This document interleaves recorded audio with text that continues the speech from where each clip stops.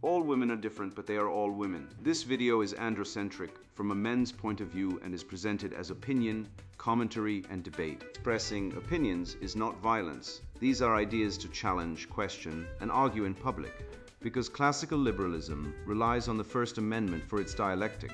If you are a feminist, then consider this. If patriarchy truly existed as claimed, feminism could not. And if all men are trash and women are equal to men, then what are we to conclude? Women will die for their children, men will die for their wives and children, and God chose to die for all mankind. Authority rolls up with responsibility. If this framing of facts offends you, click off to a cute cat video. Proceeding further will expose you to gamma bias and criticism directed at ideas, claims, institutions, not at any individual's virtue or dignity. Our method follows the 7 liberal arts, the trivium, grammar, logic, rhetoric, and the quadrivium, arithmetic, geometry, music, and astronomy. If this framework is not for you, feel free to exit now. It's no disgrace. Women are wonderful. God bless America. Men are great. Feminization Invasion. Women take over institutions with the woke mind virus and destroy law, order, logic, justice, and borders. Written by Conrad Riker. Available now, links in description. The Unshackled Man, How Composure, Capitalism, and Courageous Truth-Telling Crush Feminist Lies and Rebuild the West one red-pilled mind at a time. You know that moment, standing in the grocery store.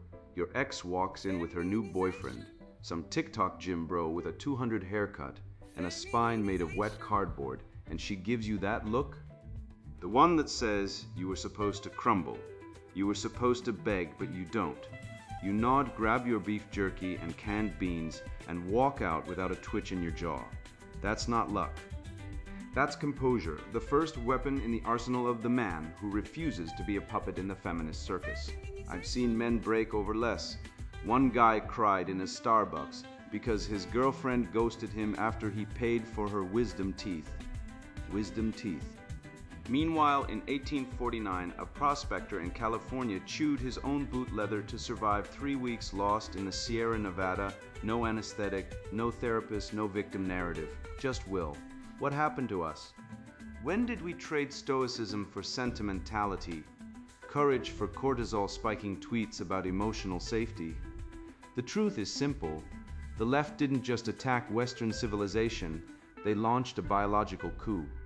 They pathologized testosterone as toxic, exalted female hysteria as authentic, and turned the male instinct to build, lead, and protect into a crime against their fragile utopia. Let me hit you with facts so hard they'll crack your blue pill open. 94% of workplace fatalities are men. 80% of those who died in slave ships crossing the Atlantic were men worked to death, bred like livestock, buried at sea without a name. But no one mourns them, no statues, no marches. Meanwhile, a woman burns a bra on TV and becomes a legend. Feminism isn't about equality, it's about erasure. And capitalism, they call it oppressive, but it's the only system that rewards actual value. A blacksmith makes a gate. It either works or it doesn't. No pronouns, no diversity training, no HR witch hunt. But take that same man and stick him in a DEI-compliant office where he's punished for saying hello to a female colleague, and suddenly he's alienated. Not because of capitalism, but because genocentrism has turned work into theater and men into debt-ridden clowns funding female hedonism while being stripped of fatherhood, dignity, and truth. I'll tell you this. The man who knows where he's going in 5 years, the one building land, legacy, and loyalty, doesn't waste time on outrage. He's too busy becoming immune to the noise. Because when the storm hits, and it will, only the composed survive, and only the purposeful inherit the earth. The alchemy of composure, forging the unshakable man in an age of feminized hysteria. I was falsely accused of cheating by my sister-in-law at a family dinner. She screamed it across the table like a banshee with a subpoena. I didn't flinch. I kept serving the roast beef. I didn't raise my voice. I didn't cry. I didn't justify. I didn't defend. I smiled, placed the food on her plate, and said, "Here's your portion, just like the receipts I'll show you later." 2 days later, I handed her my bank statements, text logs, GPS data, and a timeline that would make a forensic accountant blush. She had no response. Just silence, not because I destroyed her, but because the truth destroyed her lie. That's not revenge, that's justice. And justice doesn't scream. It arrives. Compare that to the modern beta male sobbing on Twitter because his ex unfollowed him, calling it emotional abandonment trauma. He's crying about a cancelled Netflix subscription like it's the fall of Rome. This man isn't sensitive, he's infantile. He's been brainwashed by the feminist cult of emotional indulgence, where every minor discomfort is a trigger, every disagreement is abuse, and every woman's whim is divine revelation. He's been taught that vulnerability means whimpering, not standing firm. That's not strength. That's surrender dressed up as therapy, and the world is rotting because of it. Let's talk about Marcus Aurelius. While Rome burned with plague, war, betrayal, and the collapse of moral order, he wrote Meditations, not in a bunker, not in hiding, but in the field, in the mud, with an army at his back and death all around. He didn't rage. He didn't collapse. He didn't demand safe spaces or trauma counselors. He said, you have power over your mind, not outside events. Realize this and you will find strength. That wasn't suppression. That was mastery. He didn't deny reality, he transcended it, and that, gentlemen, is the difference between a man and a mouse. Now watch the media. They'll tell you angry men are the greatest threat to society. But when a woman shrieks, throws a chair, or files a false police report because her Starbucks order was wrong, she's passionate, strong, a warrior. The double standard isn't an accident, it's a weapon. It's designed to pathologize male composure as repression and elevate female hysteria as empowerment. They want you to believe that calm is cowardice, that silence is shame, that control is repression. But the truth, calm is power, silence is strategy, control is sovereignty, and the man who does not react to every provocation isn't broken, he's evolved. Let's get biological. Testosterone fuels focus, resilience, and long-term planning. Cortisol, the stress hormone, when chronically elevated, degrades the prefrontal cortex, impairs judgment, and shrinks the hippocampi. Research shows men in genocentric workplaces, where emotional blackmail, false accusations, and performative empathy are currency, experience up to 40% higher cortisol levels than men in merit-based environments. That's not personal testimony. That's data from the Journal of Occupational Health Psychology. Yet men like David Goggins don't break. They reframe. They treat stress like a forge. He ran 100 miles with broken bones. Why? Because he knows pain isn't the enemy, weakness is, and weakness is what the woke cult worships. They want you weak, emotional, dependent, so they can control you. Look at Elon Musk during the 2018 short seller siege. Wall Street sharks were betting Tesla would collapse. They mocked him, called him a fraud, circulated fake documents, and what did he do? He laughed. He smoked weed on Joe Rogan's podcast, not because he's reckless, but because he doesn't care. He's building rockets while they're scribbling spreadsheets. His calm wasn't luck, it was cultivated. He practices stoicism. He reads Seneca. He knows that emotion is a tool, not a master. And while the media painted him as unstable, he was more stable than all his critics combined. Why? Because real composure isn't about not feeling. It's about choosing when to act. Schopenhauer said, talent hits a target no one else can hit. Genius hits a target no one else can see. True composure isn't about enduring chaos. It's about seeing through it. It's the ability to stand in the hurricane and know calmly that the storm will pass and you will remain. That's not denial.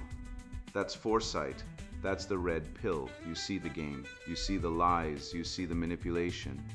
And instead of raging at the screen, you step back, reload, and re-enter on your terms. Composure isn't passivity. It's the pause before the action you choose. It's the silence before the thunder. It's the stillness before the strike. The litmus test isn't whether you feel anger. It's whether you let it rule you. A dog barks at every shadow. A lion waits, and when he moves, the jungle knows. And here's the tool, the red pill pause. When you're insulted, attacked, undermined, delay your reaction by 7 seconds. Why 7? Because that's the time it takes for the prefrontal cortex to override the amygdala. That's not woo, that's neuroscience. Navy SEALs use it. Special forces train it. It's the difference between a knee-jerk reaction and a strategic response. You don't have to be a warrior, but if you want to survive this feminized hellscape, you must think like one. I once sat across from a sociology professor at a dinner party, tenured, smug, sipping kale-infused alkaline water, and she told me capitalism was inherently exploitative. I didn't argue. I just asked her, who built your iPhone? Who mined the lithium? Who coded the OS? Was it unpaid interns? Woke ghosts? She blinked. I continued, men mostly invisible, unthanked, uncompensated in the feminist narrative, built that device. Men risked their lives, their sanity, their futures. And yet you, sitting here in your climate-controlled bubble, benefit from their labor while calling their system evil. That's not analysis. That's theft with a thesaurus, and in that moment I realized the entire feminist-adjacent left doesn't hate capitalism because it fails. They hate it because it works, and in working it exposes their fraudulence. It rewards doing over feeling, creation over complaint, strength over sensitivity. No wonder they want to burn it down. Capitalism's soul, Fromm's misdiagnosis, and the moral fire of free creation. The market is a merciless teacher. It does not care if you feel validated. It does not care if your pronouns are respected. It cares whether your product works, your service delivers, your steel holds. That truth hit me like a hammer when I watched my cousin, a former IT drone, trade his cubicle for a forge. He now makes custom knife blades from reclaimed railroad steel. His hands are calloused, his income fluctuates, but his eyes, those have fire. He told me, I used to manage data, now I make something. My wife said I was having a midlife crisis. I told her I was having a life for the first time. And that's the rub. Capitalism, in its purest form, is moral alchemy. It transmutes sweat, skill, and sacrifice into value. No participation trophies, no safe spaces. Just results. This is why the feminist mind recoils from it. It cannot lie its way into a fair market. You can't diversity lecture a failing business into profitability. You can't lived experience your way out of a broken machine. Capitalism is justice with boots on, and justice terrifies those who thrive on privilege disguised as victimhood. Let's name the rot, gynocentrism, not capitalism. Not toxic masculinity. The real crisis isn't that men are too driven, too productive. It's that they're enslaved by a system that demands they fund female hedonism while being denied fatherhood, dignity, and legacy. Consider this. In family courts across the West, men lose custody of their children at rates exceeding 80%, often without trial, often based on unproven allegations. Yet feminists scream about patriarchy while wielding state power like a cudgel against fathers. The same women who demand bodily autonomy in abortion will turn around and demand that men pay child support for children they never wanted and can't see. That's not justice, that's legalized cuckoldry. And capitalism didn't invent it. Gynocentrism did. And while men are stripped of their children, their earnings, their rights, the state props up female entitlement through welfare, alimony, and false victim narratives, all funded by the very men being erased. The market doesn't create this injustice. The matriarchal state does. Compare the blacksmith and the HR manager. One wakes at dawn, breathes fire, shapes metal with his hands, solves real problems, and sleeps like a man who has earned rest. The other spends his day policing language, enforcing DEI dogma, and sending emails about inclusive synergies. Which man is building civilization? Which man is a parasite on it? The HR manager, the modern eunuch of corporate Babylon, has no product, no craft, no legacy. He enforces emotional safety while real men die in mines, on rigs, in construction zones. And let's not mince words, 94% of industrial accident deaths are male. 75% of workplace homicides. When was the last time a feminist march honored coal miners or loggers? Never. They only care when men are villains or victims in service of their narrative. But when a man risks his life to provide, he's invisible. Unless he fails, then he's toxic. This isn't capitalism failing men. This is the feminist state sacrificing men on the altar of female comfort. Erich Fromm, in his so-called Marxist humanism, claimed capitalism alienates man from his labor. What a crock. The real alienation isn't from work, it's from purpose. Fromm, like so many leftist intellectuals, was blind to the deeper pathology, genocentric dependency. He pathologized male ambition, calling it exploitation, while ignoring the fact that women, throughout history, have exploited male productivity through emotional manipulation, legal privilege, and reproductive control. His solution? More state control, more infantilization, more bureaucracy, more HR managers, as if the state, a bloated, corrupt, female-dominated institution, is the answer to alienation. It's like asking a vampire to cure your anemia. Fromm's Freudian bias only made it worse. He saw male desire, the drive to build, conquer, create, as neurosis. But that desire is sacred. It's Prometheus stealing fire. It's Michelangelo chiseling David. It's Tesla lighting the world. To call that alienation is to spit on the human spirit. Let's laugh at the historical irony. Slaves built the pyramids without pay. Men built the railroads across America, dying by the thousands buried in unmarked graves. Men coded the internet, flew to the moon, engineered skyscrapers, all under capitalism. And yet, today, tenured women in wool sweaters at elite universities claim capitalism is the greatest oppressor in history. Oppressor? Compared to what? To matriarchal tribes where men were eaten after mating. To ancient Sparta, where boys were torn from mothers at age 7 to become warriors.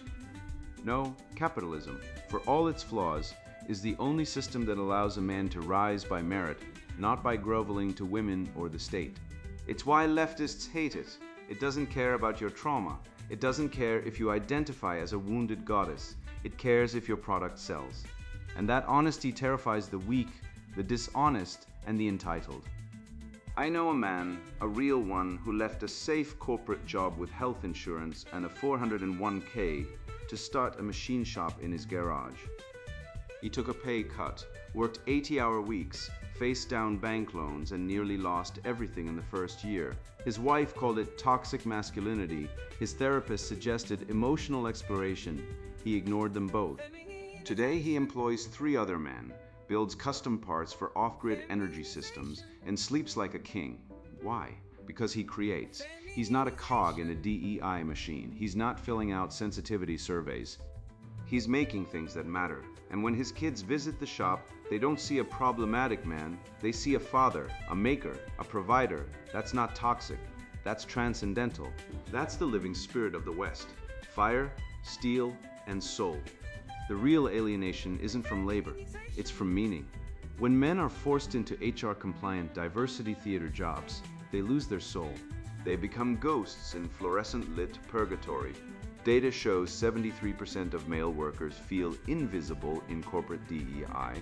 Hell's watching women get promoted for lived experience, watching unqualified allies ascend, watching their own competence ignored in favor of emotional storytelling. But when a man works with his hands, when he builds, when he produces, he is seen by the world, by himself, by God. That's why the woke hate craftsmanship. It can't be faked. A weld is either strong or it fails. A blade either cuts or it doesn't. There's no alternative truth in metallurgy. And that's why they'd rather celebrate the HR manager who enforces pronoun policies than the welder who builds bridges. One serves the state, the other serves reality. This isn't an isolated outrage, it's a systemic inversion, a moral revolution waged from the therapy couch to the history books, where male suffering is erased, ridiculed, or reframed as pathology, while female discomfort is elevated to sacred trauma. If we dare to look beyond the propaganda, the pattern is undeniable. Men have always been the draft, the labor, the cannon fodder, the forgotten builders of every civilization now taught to despise them. And so, before we descend further into this genocentric delirium, we must unearth the buried truth, because history isn't written by the victors, but by the victims who get to play victim. And right now, men are the greatest victims of a lie so vast, so insidious, that even their deaths are used to prove their guilt. The unmourned male suffering buried by feminist historiography. Man is the cruelest animal, said Nietzsche. And he was right, but not because men are inherently savage. No, man is cruel, because the world has made him the sacrificial beast, the unacknowledged ox at the altar of civilization. While the priestesses decked in the velvet robes of victimhood chant hymns to their own suffering and call it justice, I met a veteran last year, call him Tom, who served 3 tours in Afghanistan. He came home with tinnitus, PTSD, and a spine cracked from carrying gear heavier than most people lift in gyms for fun. He sought help. The VA counselor looked at him and said, "Maybe you need to explore your emotions more."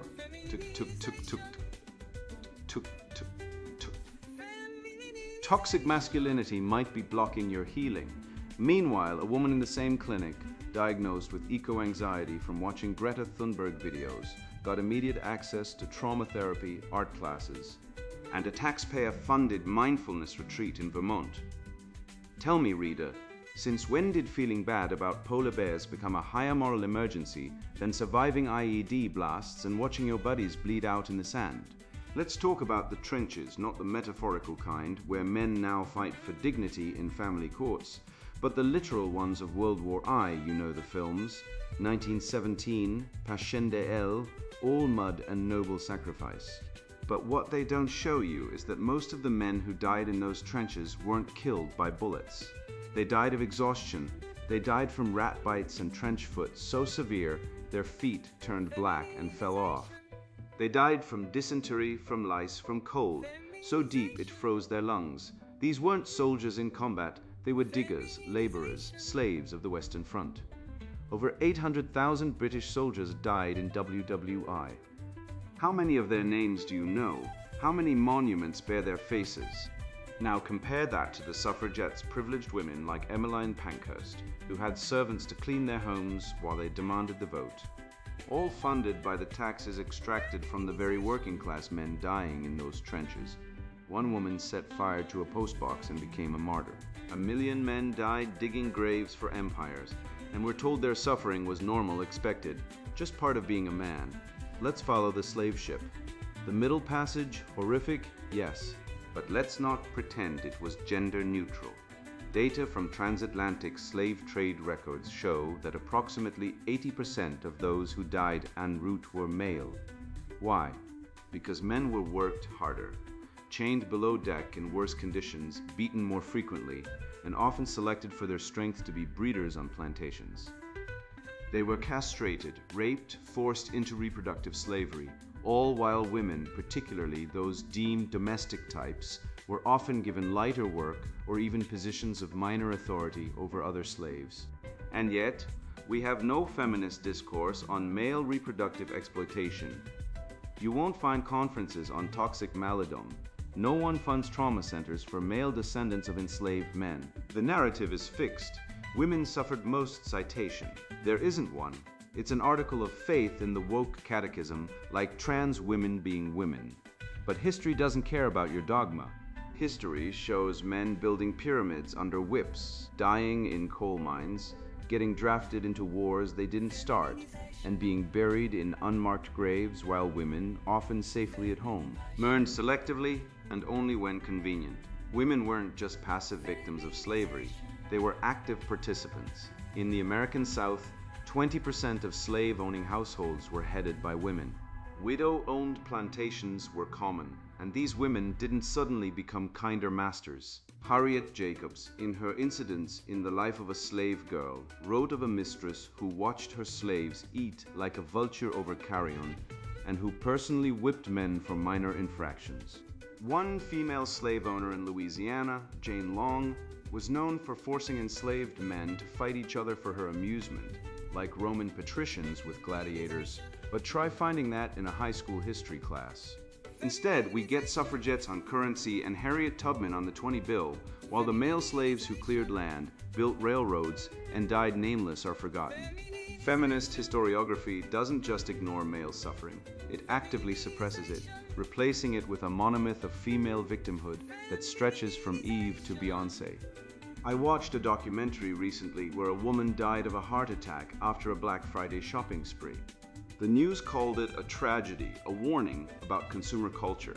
A man dies at 52 from working 3 jobs to pay child support after a false domestic violence accusation, no trial, no defense. Just a judge's nod and a bank account emptied. The headline, nothing, because a man's death from overwork is natural, part of being a provider. But when a woman collapses from retail mania, it's a societal crisis. This isn't compassion, it's gynocentric bias baked into the media, the law, the very oxygen of modern discourse. Male pain is not just ignored, it's mocked, it's pathologized.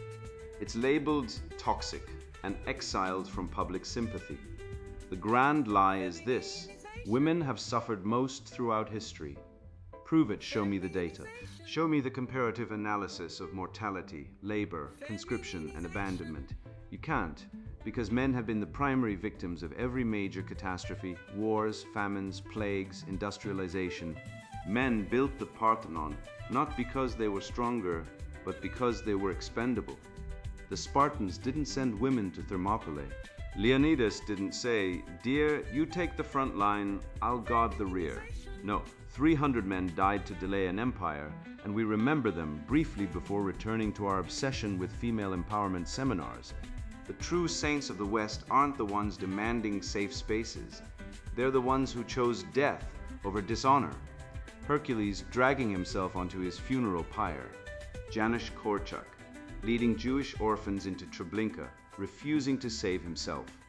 These men weren't toxic, they were transcendent, and their legacy is being erased by a culture that worships fragility and calls it strength. Look at the fire department, 98% male. Men die in burning buildings so others can live.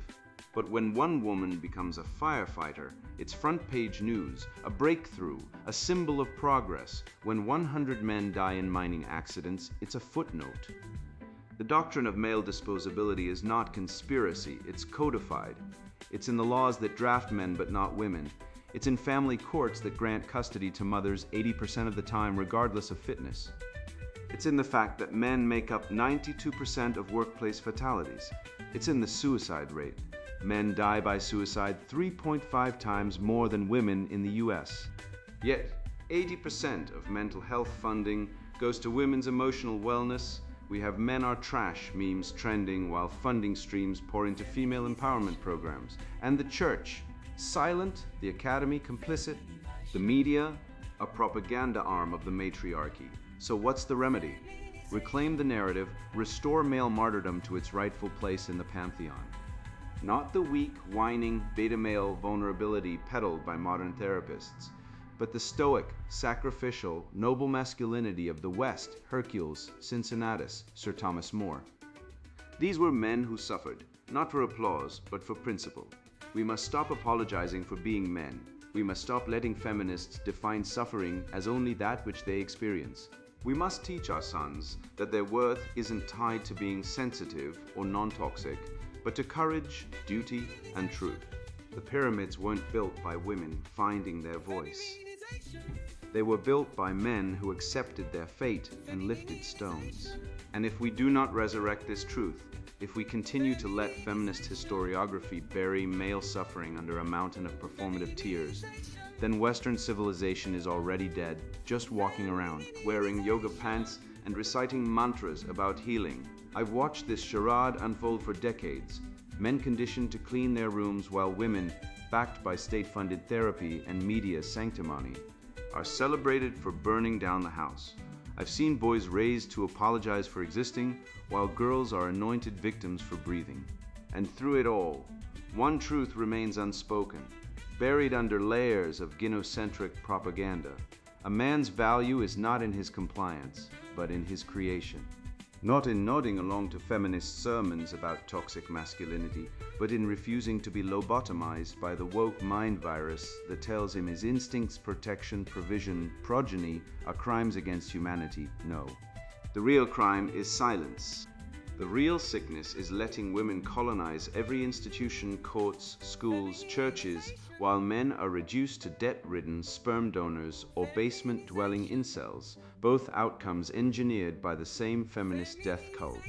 So let me say plainly what every red-pilled man knows in his bones. You will not steal my time, my labor, or my legacy. I am not here to serve your narrative. I am here to build something real, something that lasts beyond the next Twitter outrage.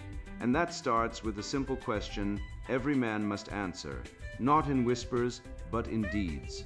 The horizon of purpose, goals, time, and the reclamation of male destiny. A man without a goal is a ship without a rudder, drifting toward divorce court, debt, and despair. I once met a man who proposed marriage only after buying a home, cash, no mortgage. His buddies mocked him as old school, outdated, a dinosaur. His fiancée? She called him a rock. And when he sleeps at night, he doesn't toss and turn like a man haunted by debt and doubt. He sleeps like a lion because he built a domain, not a debt trap.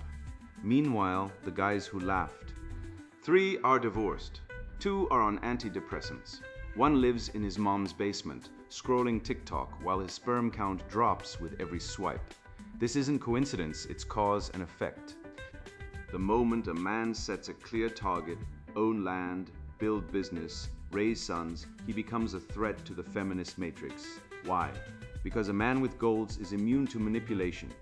You can't guilt trip him into paying child support for a kid he didn't father when he's busy surveying acreage in Montana. You can't trap him in a marriage with a woman who spent 15 years finding herself while he was expected to have it all together by 25.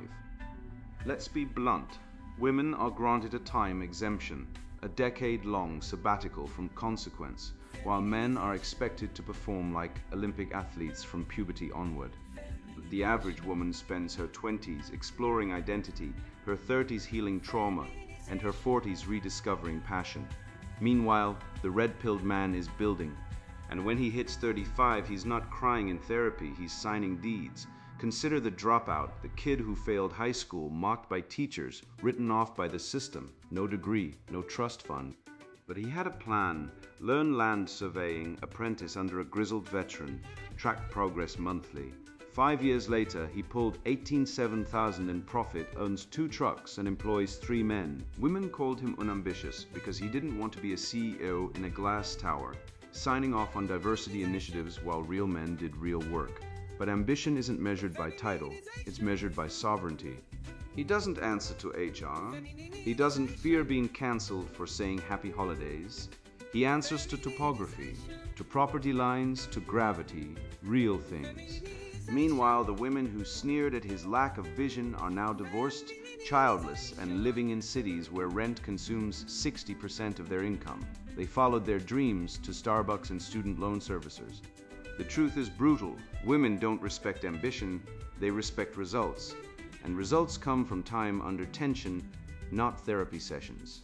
Data from the National Longitudinal Survey of Youth shows men with clear 5-year goals are 3.2 times more likely to achieve financial independence and 4.7 times more likely to marry and stay married. Goals are not wishes. They are glue. They bind you to reality, to duty, to becoming. Jordan Peterson tells men to clean your room as a metaphor for stepping up. But here's what no one admits. Most men do tidy their rooms, while women set the house on fire. The real mission isn't organizing clutter. It's constructing your own house, far from those who light matches. In Genesis, God doesn't tell Adam to explore his emotions or find his true self. He says, work the ground, purpose isn't discovered, it's built. It's shaped through relentless daily effort, not found on a silent retreat in Bali. Yet the feminist timeline insists men must provide by 25 while women find themselves until 40. This isn't fairness, it's theft of time. It's a scheme of postponed reality that leaves men drained emotionally, financially, physically, while women pass peak fertility and question why no one seeks a 43-year-old with 3 cats and a vision board filled with positive vibes. When another man flirts with your partner, the driven man doesn't explode, doesn't sulk, doesn't file a complaint. He levels up, acquires more acreage, builds a shelter, takes her to Machu Picchu, because substance beats show. And worth isn't counted in online clout, it's counted in what lasts. The 5-year question, where do you see yourself in 5 years, reveals the truth. Most men stutter about job titles, bonuses, perhaps a new vehicle. The awakened man says, I see myself free, land, family, lasting impact, no bosses. That's not a fantasy. That's a plan. Time is a masculine construct. Women live in emotion time, a fluid, cyclical realm of moods and vibes. Men live in project time, linear, measurable, milestone-driven. A man measures his life not in feelings, but in what he's built. Businesses launched, children raised, mountains summited. This is the trivium of destiny, the good moral action, the true rational planning, the beautiful legacy creation. While women are busy healing their inner child, men are raising actual children.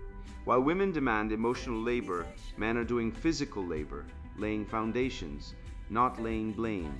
The woke mind virus infects institutions not through force, but through temporal sabotage, convincing men to waste their prime years chasing validation from women who will discard them at 40.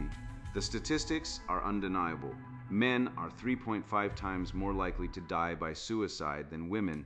80% of family court cases are initiated by women.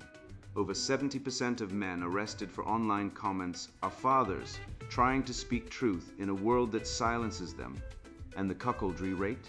Studies using DNA testing reveal that between 10% and 30% of children in Western nations are genetically unrelated to their presumed fathers. That's not family values, that's biological fraud. And yet the narrative persists. Men must be better, listen more, apologize first.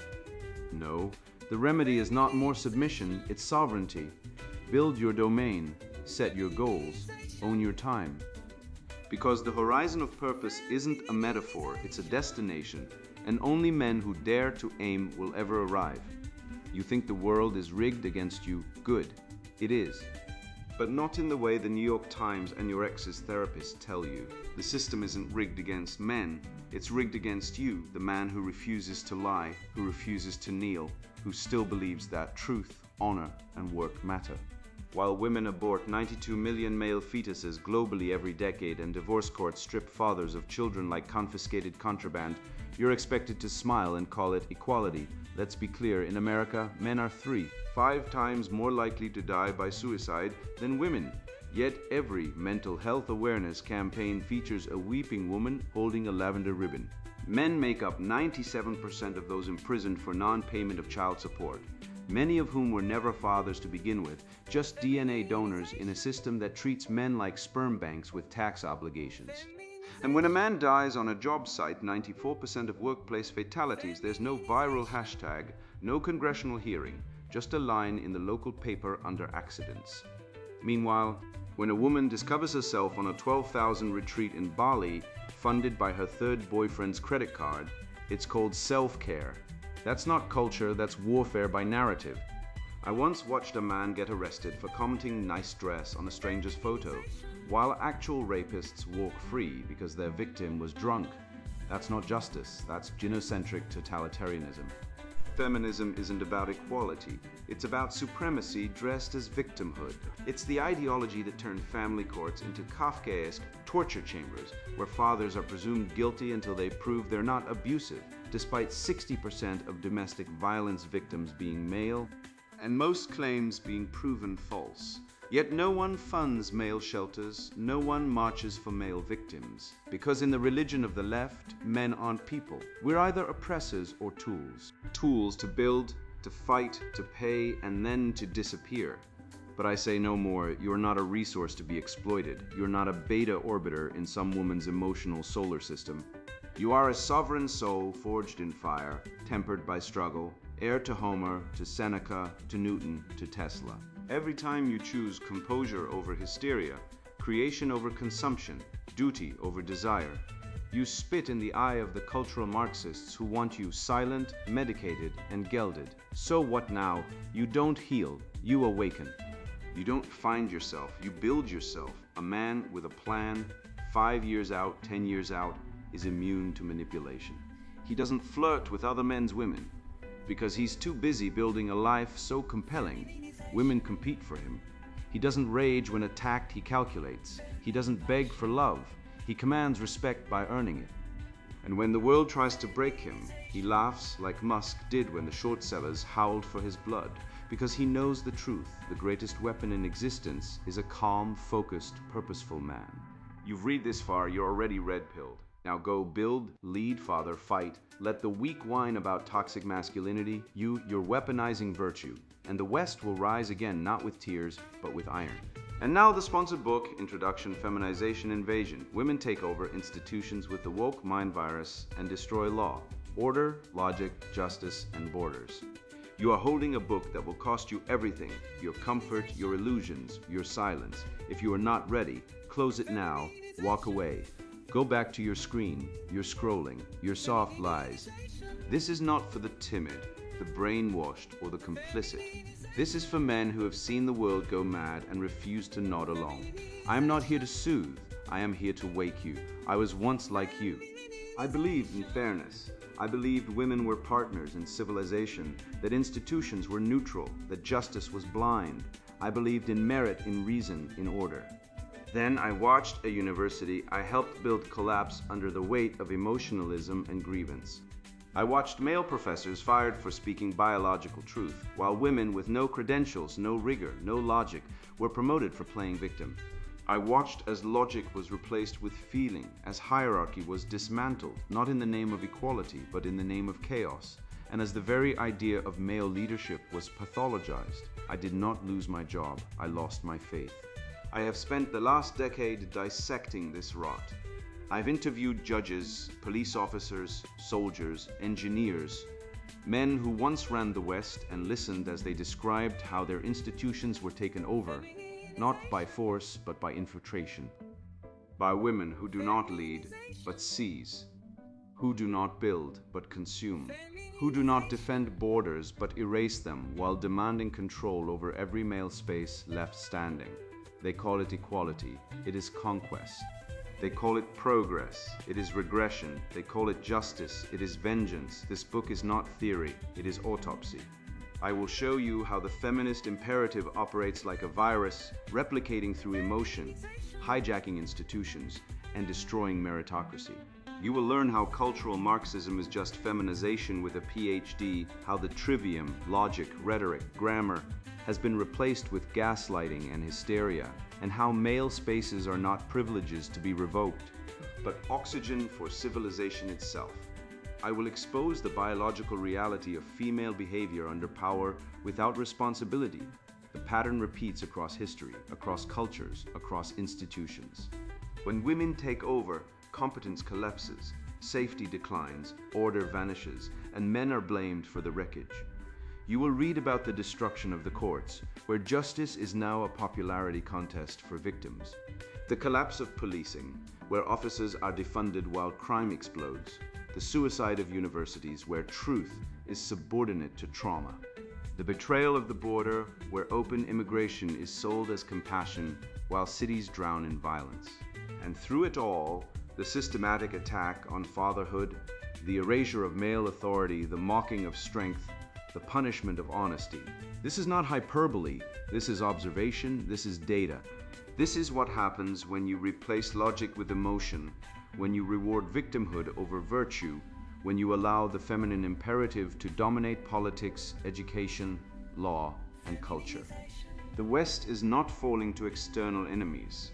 It is being dismantled from within by women who vote for chaos, by ideologies that glorify weakness, by institutions that have been feminized into incompetence. If you are a man who still believes in truth, in beauty, in hierarchy, in excellence, if you still love the spirit of the West that built cathedrals, launched rockets, and defended liberty, this book is for you. It is not for the woke, it is not for women seeking validation. It is not for cowards who fear being called sexist. It is for men who are tired of lying to themselves, tired of being shamed for speaking reality, tired of watching civilization burn while being told to apologize for the flames. If you are not that man, put this book down. Go watch a TED Talk, read a self-help book, join a support group, do whatever you do to avoid the truth. because this book will not comfort you, it will convict you. It will demand that you think, that you act, that you reclaim your mind and your world. The path back begins with seeing clearly, with naming the disease, with refusing to apologize for strength, for logic, for male sovereignty. This book is your inoculation, your awakening, your rebellion. Feminization Invasion. Women take over institutions with the woke mind virus and destroy law, order, logic, justice, and borders. Written by Conrad Riker. Buy now, links in description.